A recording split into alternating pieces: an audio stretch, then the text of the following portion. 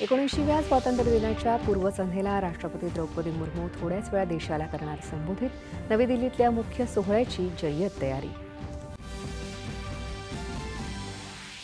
Operation सिंदूरमध्ये शौर्य गाजवणाऱ्या हवाई दलाच्या 9 अधिकाऱ्यांना वीरचक्र शौर्य पदक, 4 अधिकाऱ्यांना सर्वोत्तम युद्धसेवा आणि 13 अधिकाऱ्यांना युद्धसेवा पदक जाहीर.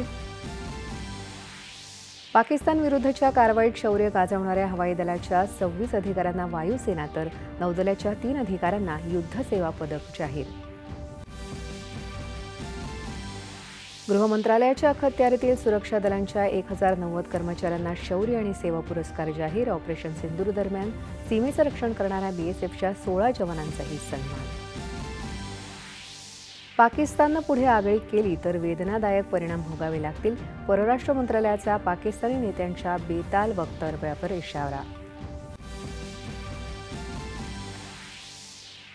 S&P ग्लोबलकडून भारताच्या सार्वभौम पत मानांकनात BBB- वरून BBB अशी सुधारणा. भारताकडून स्वागत. महायुती सरकारच्या इच्छाशक्तीमुळे सर्वसामान्य मुंबईकरांना मिळालं हक्काचं घर.